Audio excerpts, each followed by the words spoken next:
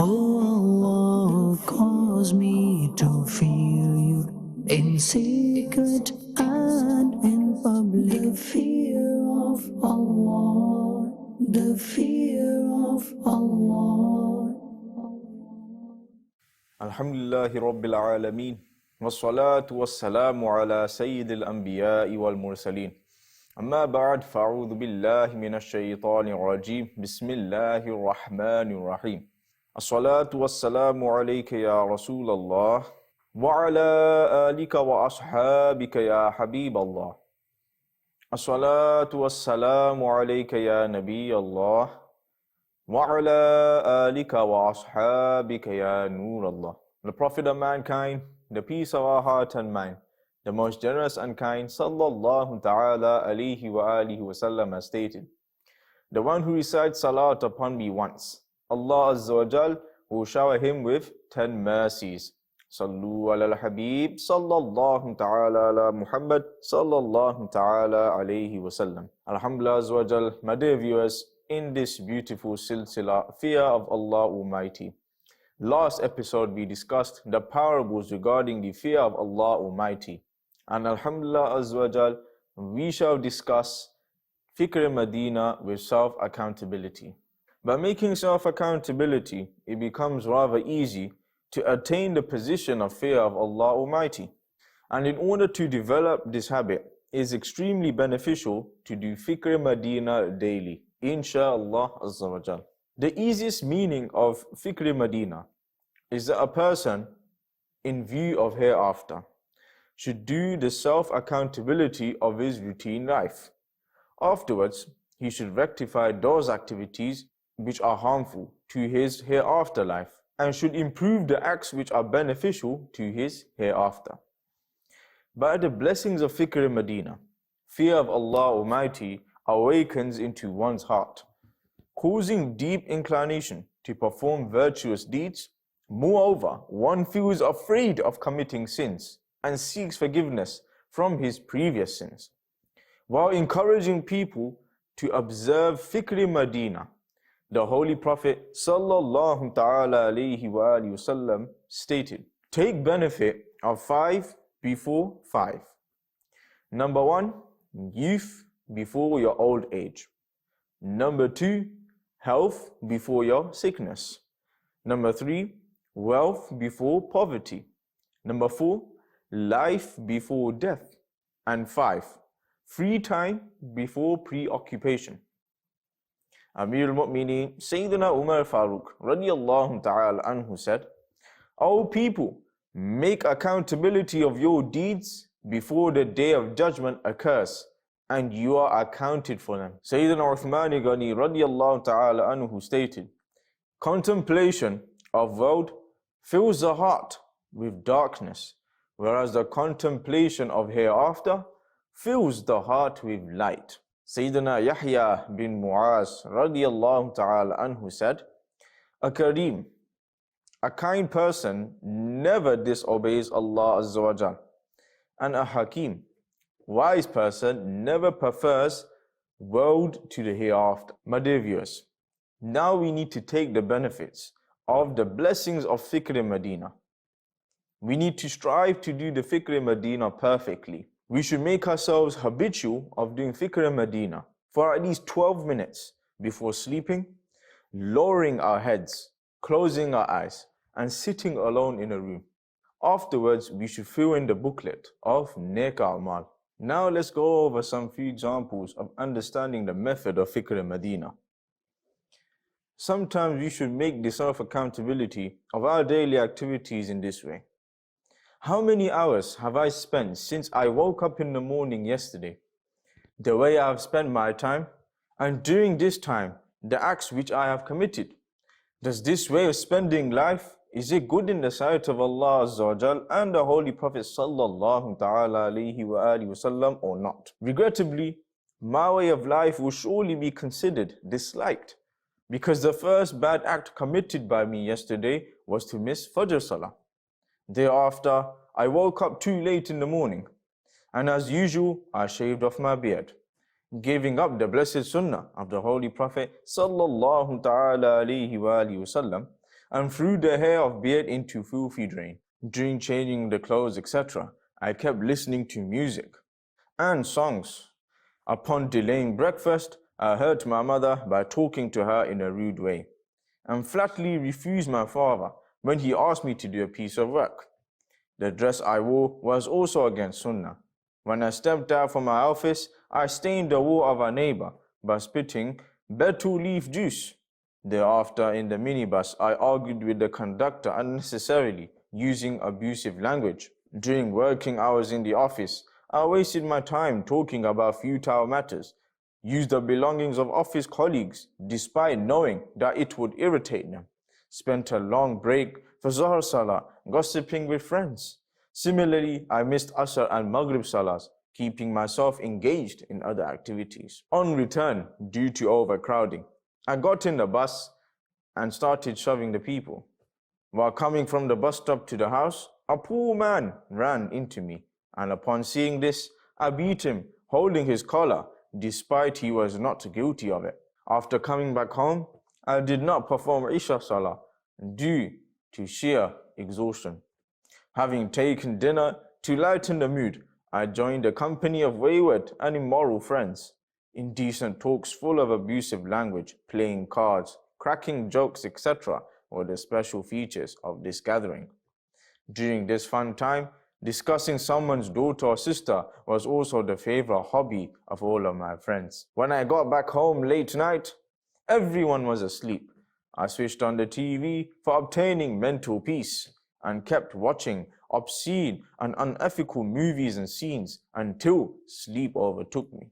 Thus, I spent my whole day disobeying Allah Azza wa Jal. Having reached in this state, now we have to address ourselves saying, "Oh foolish, how long will we continue such disgusting routines?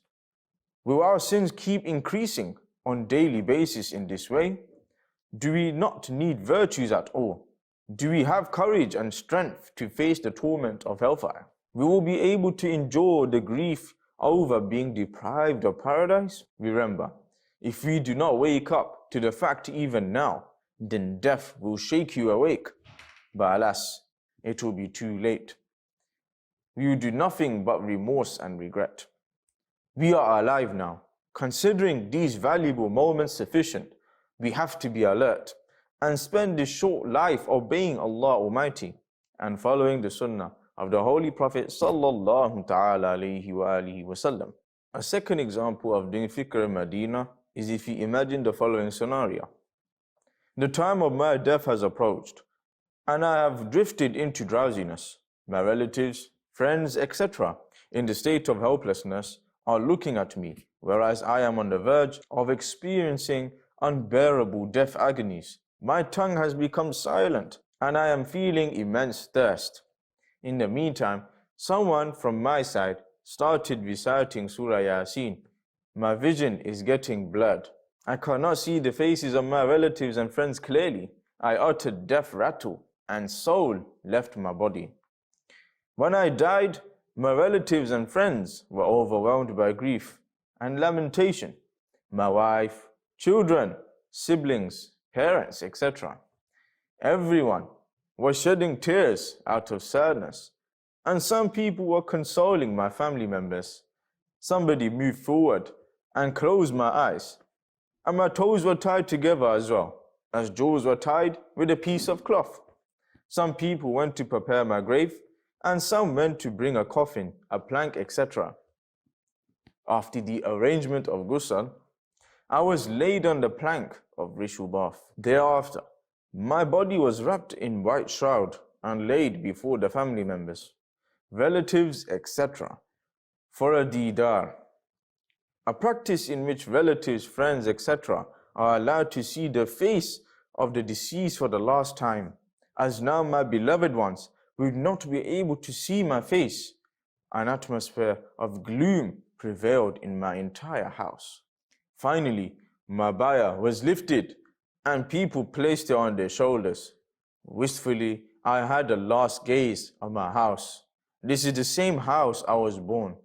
I spent my childhood and grew into a young man in this house. I looked upon my room where somebody else will reside now. I looked at those things which were in my use. Now these things will be used by somebody else. I looked at the plants planted by me. Now these plants will be looked after by somebody else. People carrying my bier started walking towards the graveyard with wistfulness and great longing. I took a last glance at my parents, wife, children, siblings, other relatives, friends, and locals. I saw these streets and paths leading me to my school and other places. After reaching Janazaga, a place where funeral salahs are offered, my funeral salah was offered. Thereafter, direction of my bier was turned to the graves, where I'll be left abandoned in my grave for a long period of time. This is the same graveyard. I would tremble to approach it, even in daylight, out of fear. This is the grave about which it has been stated, it is either one of the gardens of paradise or a pit of hell. Grave is the first manzil, the stage of hereafter. If the grave dweller attains salvation here, the following stages, in other words, the hereafter, will be easier. If one does not attain salvation here, the following stages will be more severe. Those already buried in the graveyard added my grief and sorrows by saying, "O the one coming from the world, did you not seek advice from us? Did you not observe how we lost our deeds? You had a good time, but regrettably, you have wasted your time." The following words of grave terrified me. "O the one walking with pride on earth, did you not learn a lesson from those who died before you? Did you not see how people take your relatives to their graves? This is the same place where there will be two angels with horrific faces, with hair hanging from head to feet, emitting flames from their eyes. They will ask three questions in strict manner. Ma Rabbuka, who is your Rabb? Ma Dinuka, what is your religion? Thereafter, a luminous face will be shown, and third question will be asked, what did you used to say about this personality? My heart was sinking with this thought, lest my grave turn into a pit of hell due to the heedlessness of sins.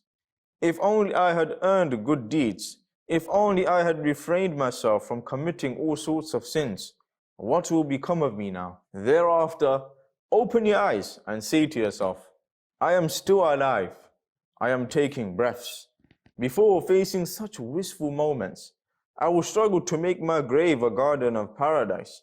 I will carry out more and more good deeds, and I will abandon sins so that I don't have to regret tomorrow. The third way of doing fikr Medina is by imagining the following scenario. Having spent a long time in the grave, I have come out of my grave, like billions of other dead bodies, heading in the court of Allah Azza wa Jal. It is not just. Everyone was perspiring profusely, giving off a foul odor. Sun is at a very close distance, blazing fire, and there is no shelter available to save from its heat. Our condition is getting worse due to the heat and thirst. Everyone was pushing and shoving due to a huge crowd, whereas my internal condition is that my heart is sinking as I am recalling the acts of disobedience to Allah Azza wa Jal.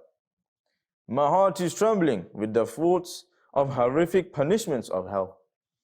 This is the same place of test for which it has been stated that one will not be able to move his feet from there until he gives the answers of 5 questions. Number 1, how did you spend your life? Number 2, how did you spend your youth? Number 3, how did you earn wealth? Number 4, how did you spend it? Number 5, how did you act upon the knowledge you gained? Now it is a time to face the reckoning and justifying of what I did. But regrettably, I see nothing in my hands except sins.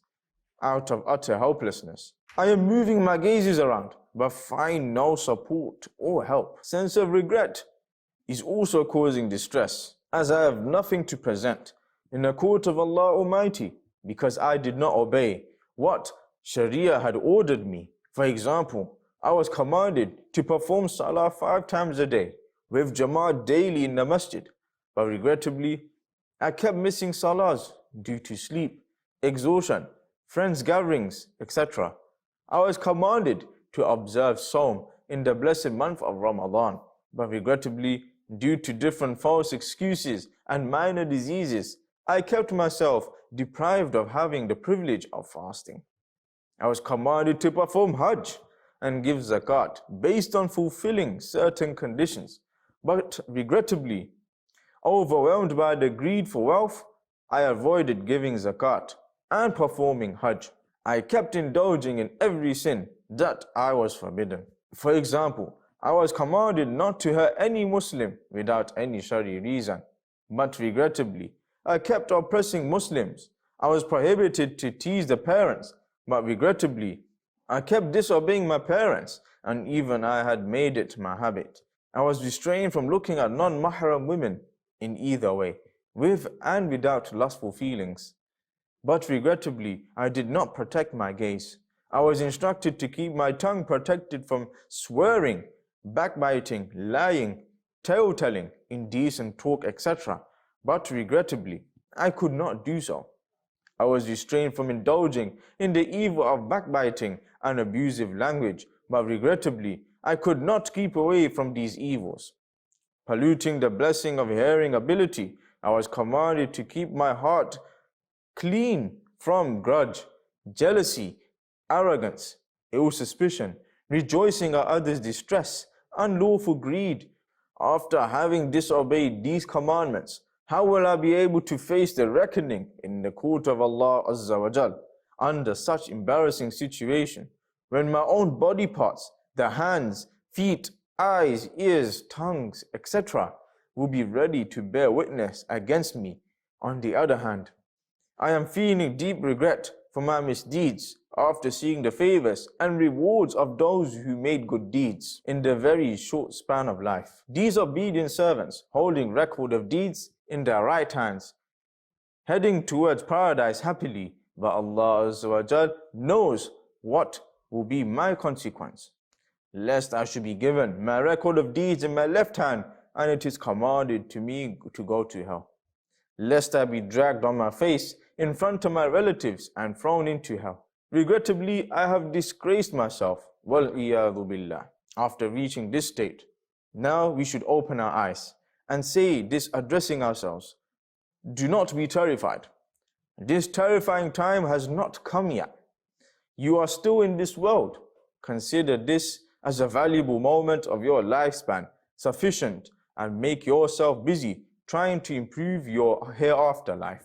Then resolve yourself firmly to become an obedient servant of Allah Azza wa Jal.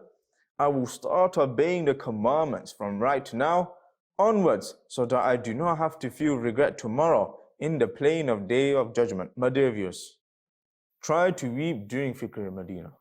If you cannot weep, then we should have the appearance of a crying person, so that the act of weeping pleases Rabb Azza wa Jal. For encouragement and motivation, let's look at the hadith of Rasulullah sallallahu ta'ala alayhi wa sallam. The Holy Rasul sallallahu ta'ala alayhi wa sallam has said, the one who weeps out of the fear of Allah Azza wa Jal will not enter the hell at all until milk returns to the udder of the animal. Sayyidina Uqba bin Amir radiyallahu ta'ala anhu humbly asked, O beloved Rasul sallallahu ta'ala alayhi wa sallam, what is salvation?